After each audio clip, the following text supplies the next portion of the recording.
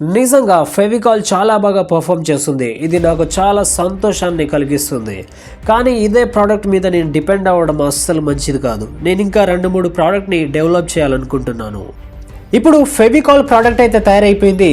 Distribution చేయాల్సిన time. ఒక main product distribution process ఏంటంటే, ప్రొడక్షన్ హౌస్ నుంచి వెళ్ళి తయారవ్వగానే అది హోల్సేలర్ దగ్గరకు వస్తుంది.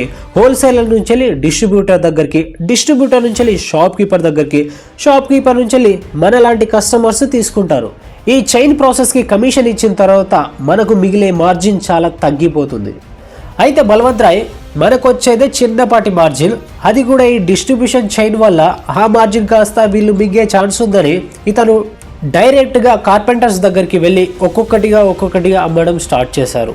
ఆయన తీసుకునే ఈ డెసిషన్ అతని జీవితంలో బెస్ట్ డెసిషన్ అని అతను చెప్తారు. ఎందుకో మీకు ముందు తెలుస్తుంది. రెండోది, నో యువర్ రియల్ కస్టమర్. మన ప్రోడక్ట్ తీసుకునే ప్రతి ఒక్కరూ మన కస్టమర్సే ఉండాల్సిన అవసరం లేదు.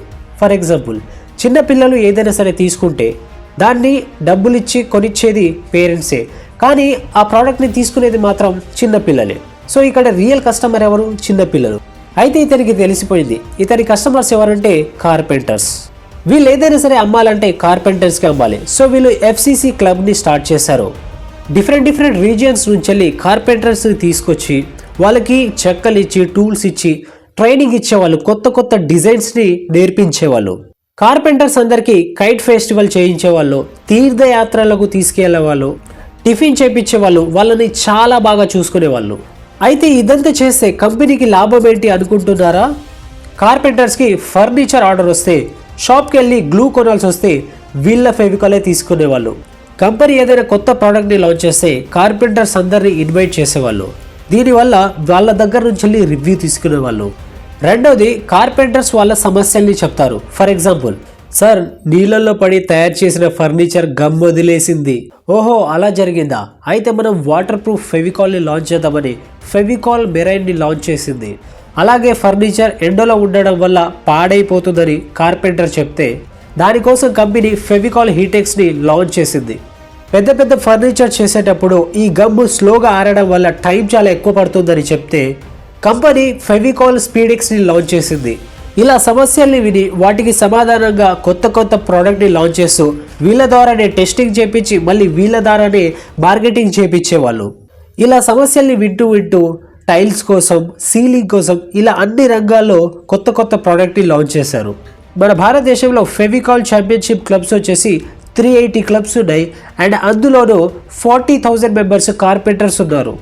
ఇప్పటి వరకు ప్రోడక్ట్, మార్కెటింగ్, డిస్ట్రిబ్యూషన్ ఇదంతా బాగానే ఉంది, కానీ ఇది సరిపోదు, ఇంకా ఎక్కువగా ఎక్స్పాండ్ చేయాలి.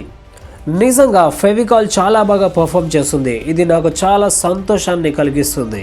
కానీ ఇదే ప్రోడక్ట్ మీద నేను డిపెండ్ అవ్వడం అస్సలు మంచిది కాదు. నేను ఇంకా 2-3 ప్రోడక్ట్ని డెవలప్ చేయాలనుకుంటున్నాను.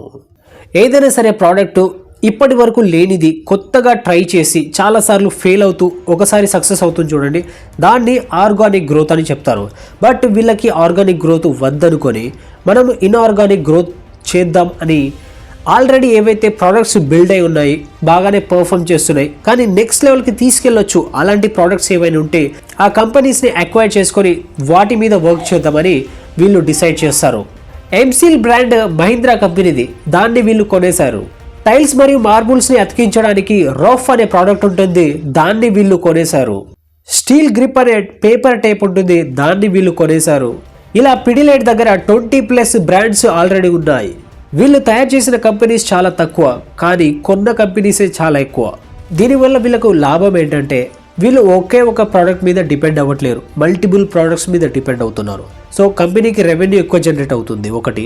ఇంకోటి వచ్చేసి ఒకవేళ ఏదైనా సరే ప్రోడక్ట్ నడవలేదనుకోండి, దానికి బదులుగా మిగతా ప్రోడక్ట్స్ రెవెన్యూ జనరేట్ చేస్తాయి. సో కంపెనీ మూతపడకుండా ఇది పనిచేస్తుంది. వీళ్ళు ఒక ఎకో సిస్టమ్ని బిల్డ్ చేసిర్రు యాపిల్ లెక్క. ఫర్ ఎగ్జాంపుల్, మనం ఒక ప్రోడక్ట్ని వాడామనుకోండి, దానికి నచ్చింది అనుకోండి, కంపెనీ మీద మనకు కొంచెం ట్రస్ట్ పెరుగుతుంది. సో దానివల్ల మనం మిగతా ప్రోడక్ట్స్ కూడా కొనుక్కునే ఛాన్సెస్ చాలా పెరిగిపోతాయి. సీలింగ్ నుంచి వెళ్ళి వాటర్ కారుతుంటే మా దగ్గర ఆల్ ఫిక్స్ ఉంది. టైల్స్ని అంటించాలా, మా దగ్గర రాఫ్ ఉంది. ఇప్పుడు కాంపిటీషన్ విషయానికి వస్తే వీళ్ళు చేసే ప్రోడక్ట్స్ చాలా బెస్ట్ ప్రోడక్ట్స్, అన్ని రకాలుగా ప్రోడక్ట్స్ ఉన్నాయి. సో కాంపిటీటర్స్ రావడానికే భయపడతారు.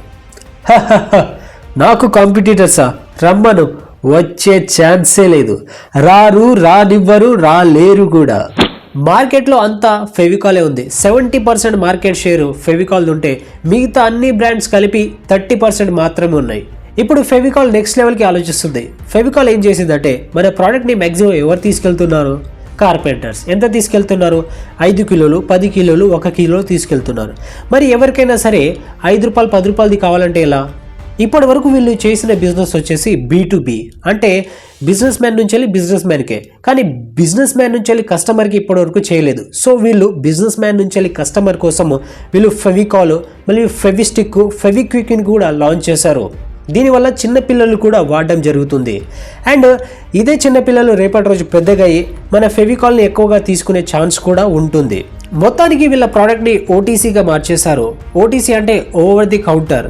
ఫెవికాల్, ఫెవిస్టిక్, ఫెవిక్విక్ ఈ ప్రోడక్ట్స్ ఎక్కడైనా దొరుకుతాయి.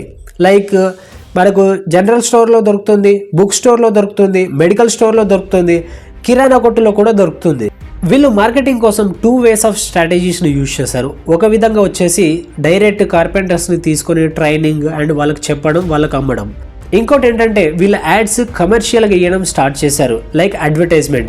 వీళ్ళ యాడ్స్ ఇప్పటికీ చూస్తే చాలా ఎమోషనల్గా, కనెక్టివ్గా, న్యాచురల్గా ఉంటాయి. అండ్ వీళ్ళ యాడ్స్లలో వీళ్ళు ఎలాంటి సెలబ్రిటీస్ని యూజ్ చేయలేదు. కొన్నిసార్లు యాడ్స్ ఇవ్వడానికి వీళ్ళ కార్పెంటర్స్ని యూజ్ చేసేవాళ్ళు. న్యాచురల్ లుక్ కోసం ఎలాగైతే కార్పెంటర్ షాప్ ఉంటుందో అలాంటి దాంట్లోనే అలాగే షూట్ చేసేవాళ్ళు. ఈ యాడ్స్తో వీళ్ళు రిలేటబిలిటీ డెవలప్ చేశారు. అరే రే రే మన దగ్గర కూడా సేమ్ ఇలాగే జరుగుతుంది కదా.